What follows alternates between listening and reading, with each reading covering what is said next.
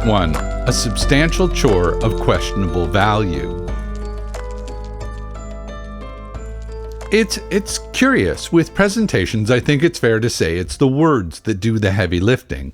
A presentation is as coherent as the words are coherent, as engaging as the words are engaging, and as memorable as the words are memorable. Yet when it comes to choosing the words we use in our presentations, it's standard practice to be, kind of cavalier with them, to give what could only be called half-imagined speeches based on jotted, bulleted notes.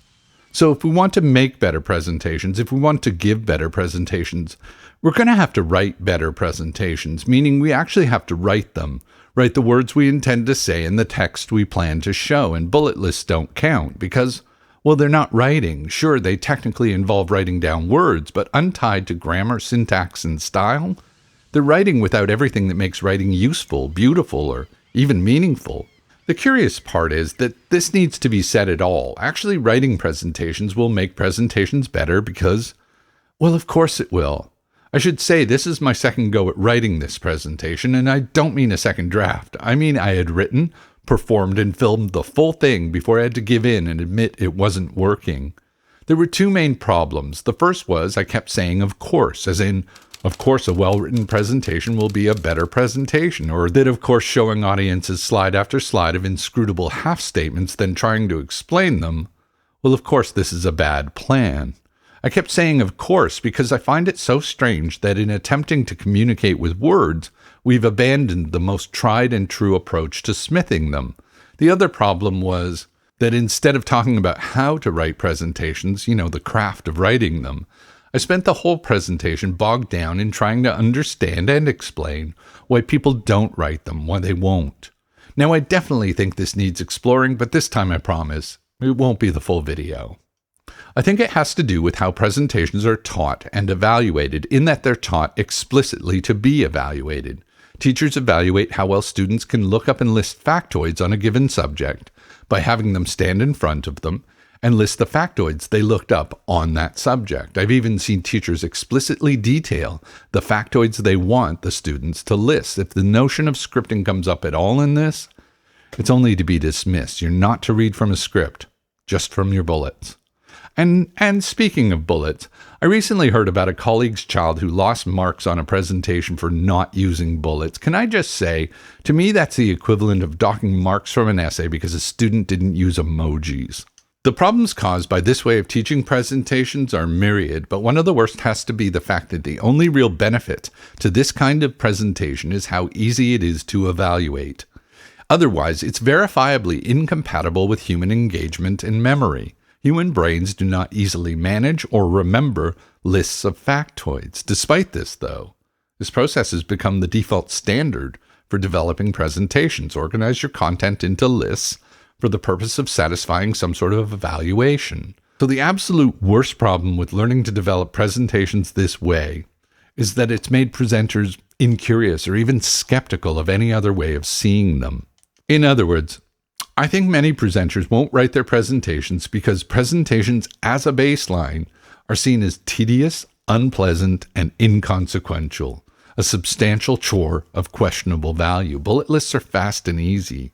Asking presenters to spend more time or do more work is asking them to invest in something that has never been anything beyond a fruitless chore. So before many presenters will entertain spending even one more minute working on a presentation, they want assurances. They want me to guarantee that the extra work will be worth it. And to that, I can only answer, no, I can't do that. And to be honest, I'm not sure I would if I could. Look, we can believe a presentation's only value is to publicly scrutinize our colleagues and students.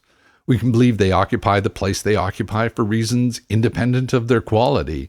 We can believe they're a waste of time because, they carry little academic capital. We can believe they're all politics and personality and that their very existence cheapens the academic enterprise. We can believe all of that and continue to treat them as a substantial chore of questionable value. But I don't, because with presentations, at least, I'm curious. I think it's worth finding out if the minimal efforts that have gone into them affect the place they occupy, if they're seen as tedious because of how they've been taught and how they're enacted. I want to know what happens if we put in the effort. I want to know if they'll be seen as valuable when they offer value, if they'll be respected when they're well crafted, and if they'll be remembered when they're memorable. Because what I do know is that before a presentation will ever pique an audience's curiosity, it'll need to first pique the authors. That before a presentation can be coherent, engaging, and memorable, it'll have to be well written, and before it can be well written, it'll need to be written well.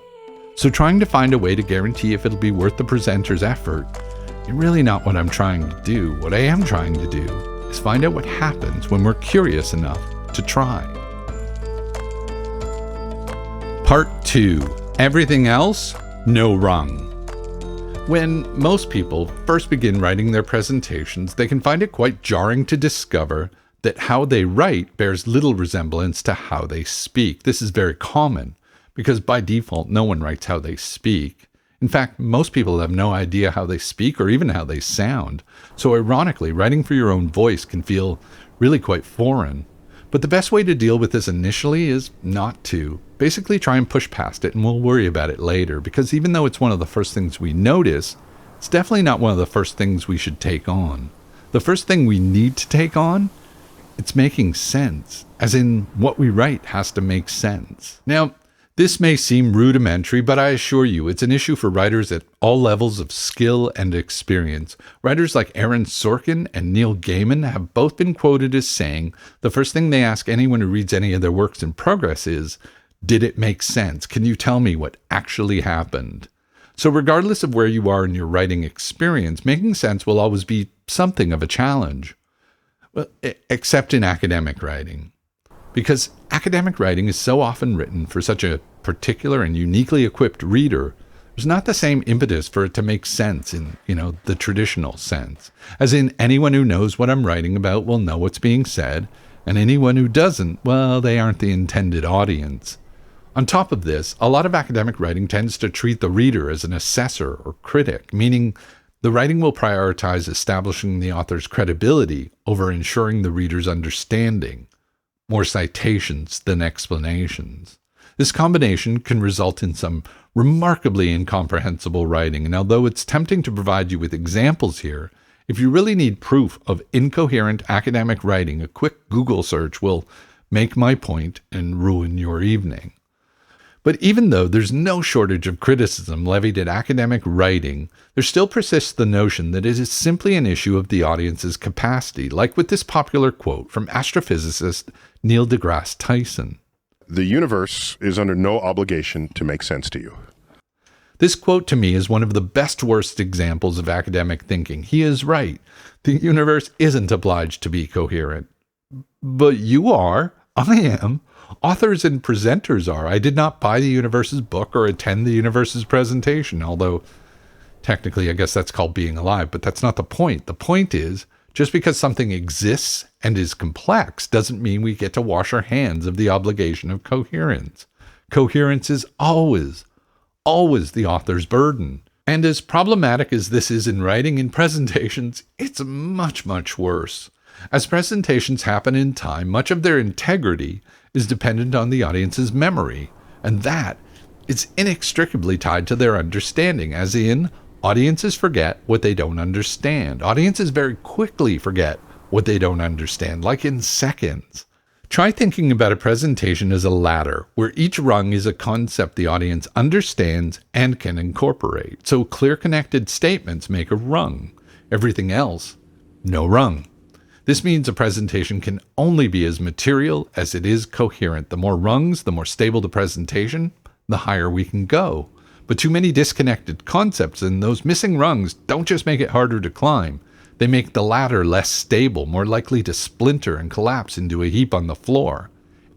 To write better presentations, we need to make coherence an absolute priority, to explicitly link each concept from the first to the last, so the audience can get where the presentation is trying to go. Which also means presentations need to go somewhere. Part 3. Where we're going, there will be rockets. I doubt there's anyone who's either relieved or disappointed to learn that the Zyziva, a genus of weevils found on or near palm trees, is how the English dictionary ends.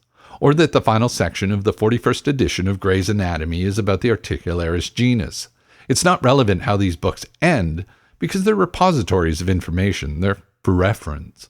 So it's not a criticism to suggest they just don't go anywhere. And although maybe it's not as obvious, a lot of academic writing is like this. It's not unfair to suggest that the best value of a research paper is as a referable record of and container for a particular research project or program. So again, its quality really isn't tied to where it goes or how it ends. As you can probably guess, this isn't the case for presentations or really any media that happens in time. The quality of a movie, a play, or a presentation, it's tied to where it goes and how it gets there. If it happens in time, it either goes somewhere or it fails to go somewhere. This means simply attempting to replicate reference materials like a report or a journal article results in a predictable failure. The book was better. Counterintuitively, the most straightforward solution to this, and in fact to many of the issues I've raised, is to write presentations like they're fiction. Because in fiction writing, there are very few affordances. The quality of fiction writing is the quality of the writing period. We cannot claim it's for a specifically educated audience, nor can we make the universe responsible for its coherence.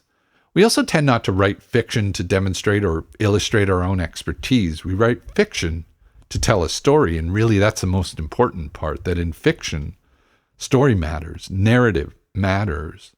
If we go back to the latter analogy for a minute, where the coherence provides the rungs and the stability, it's the narrative that motivates the audience to use them through the promise of a view from the top. Because even though many definitions of narrative focus on the idea of connected cause and effect events, a narrative's real power is the power to create expectation, to make people curious enough to climb. In fact, you can judge most narratives by how well they use their connected concepts to make the audience curious as to how a certain set of circumstances will resolve. Here's an example scene from Apple TV's Ted Lasso. It's simply a competition and a bet between two men in a bar, but as you watch it, ask yourself if what is happening succeeds at making you want to know what will happen next. Mate, what do I need to win?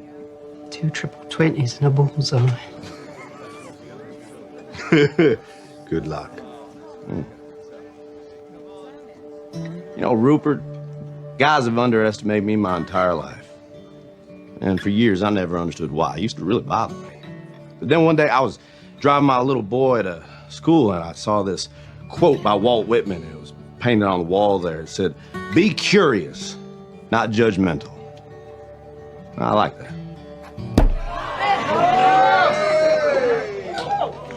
So I get back in my car, and I'm driving to work, and all of a sudden, it hits me. All them fellas that used to belittle me, not a single one of them were curious. You know, they thought they had everything all figured out, and so they judged everything, and they judged everyone. And I realized that they're underestimating me. Who I was had nothing to do with it. Because if they were curious, they would ask questions. You know? Questions like, have you played a lot of darts, Ted?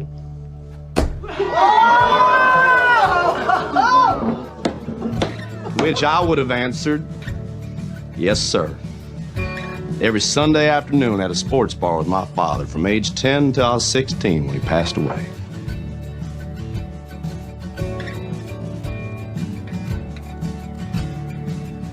Barbecue sauce.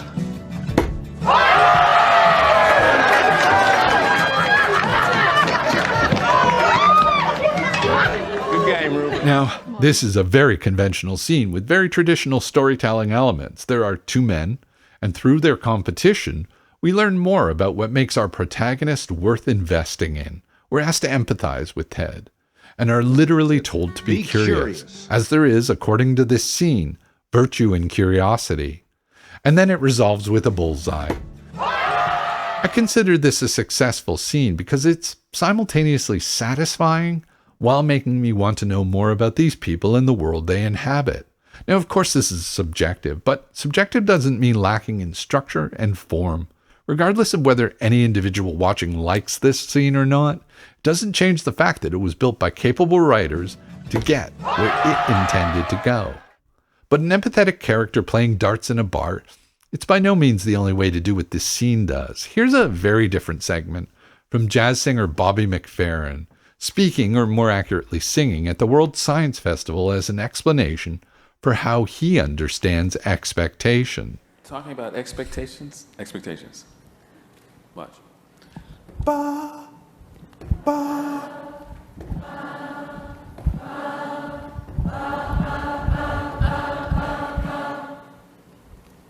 Ba, ba, ba, ba, ba, ba.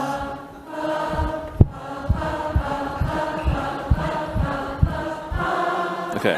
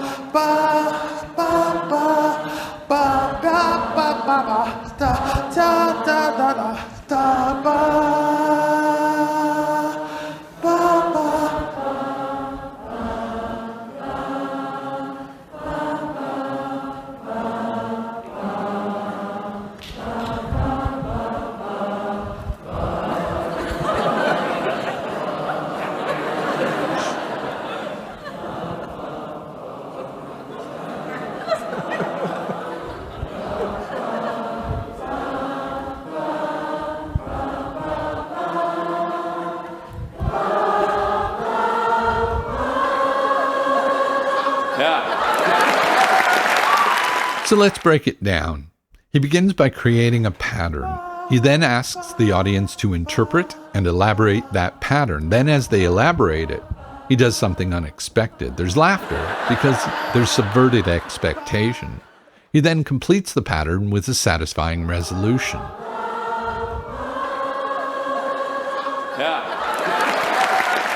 This is narrative. It's a pattern introduced, altered, and resolved, all with the purpose of making the audience want to engage with that pattern and see where it goes. And even though those examples were in their own way unique, I'll admit neither were particularly emblematic of the kind of information you would find in an academic presentation. We don't usually have the luxury of empathetic characters or musical phrases, but it's important to realize those connections, they're just the connections those writers use to build their stories. For academic presentations to be narratively effective, we'll have to explore the connections inherent in our concepts. Do so with the same clarity of purpose as would the writer of a good dramatic scene or a musical phrase. Okay, here's an example of a scene with no compelling characters or music, one much more consistent with the kind of information you'd actually find in an academic presentation. And rockets. Yeah, this is the one with rockets. It would be difficult to overestimate the effect Burger had on life at the beginning of this century. The thermos flask didn't only go to picnics. It changed the working man's lunch break. It provided airborne drinks for people on Zeppelins. It went to the South Pole and to Central Africa both to sustain the intrepid explorers and to bring back hot and cold specimens. And it saved countless people's lives because it stopped their insulin from going bad. But it was in the form behind me here that the thermos flask probably made its greatest impact on the 20th century. And I use the word impact advisedly. It took that form principally because of two men whose work was virtually ignored, and a third who did his work in a way that nobody could ignore. The first was a Russian called Tsiolkovsky, and he literally thought everything out, and his work lay buried in Russian disinterest until after his death. The second was an American called Robert Goddard, who did most of his best work on his aunt's farm in Massachusetts, and all he got for his pains was some rather lukewarm interest from American weather forecasters. The third man was called Hermann Oberth, and people noticed what he did because in 1944 what he was trying to do was destroy London. His particular version of the thermos flask became known as Vengeance Weapon 2, and before the war was over it had killed thousands of Allied troops and civilians. You see, all three men had understood that certain gases ignite, and that the thermos flask permits you to store vast quantities of those gases safely in the frozen liquid form until you want to ignite them, at which point you take the top off the flask, the gases evaporate, you apply a light, and boom. Now, two gases do that better than any other, and it was Oberth's assistant who put them together most efficiently. His name was Werner von Braun, and the two gases that he released from his particular version of a thermos flask, the one lying on its side behind me now, were hydrogen and oxygen. If you release those two gases into a confined space with a hole at the other end of it, and mix them as you do so, and then set light to them, you get that.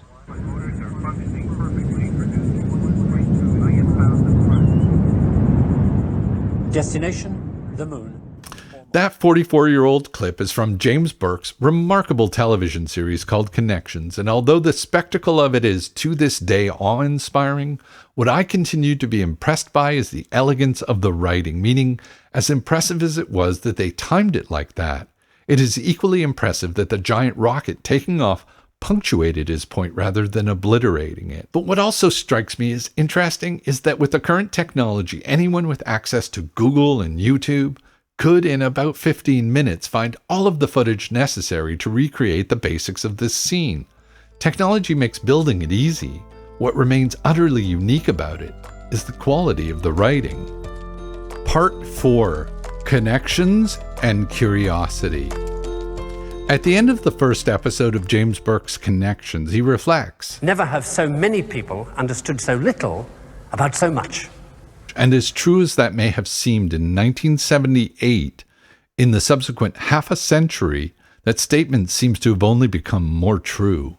In an article for the Financial Times, economics writer Tim Hartford quotes historian Robert Proctor in calling the year 2021 a golden age of ignorance. They offer some plausible explanations as to how we got here, distraction and political tribalism, but they also offer a potential way forward, and that way forward is curiosity. In fact, curiosity is a very prominent concept in the final chapter of Tim Hartford's latest book, The Data Detective. In that chapter, he talks about studies that demonstrate that curiosity, and scientific curiosity in particular, can be fostered and have even been somewhat effective in helping to shift seemingly impenetrable partisan opinions. If you are statistically or rhetorically minded, the whole book's well worth a read. So if we want to make better presentations, if we want to give better presentations, then it really makes sense to write our presentations. It makes sense because it helps make sure our presentations make sense. Makes sense because it helps us tell a story. But really, it makes the most sense because writing is the best way for us to explore our content, to experience and express the curiosity we seek.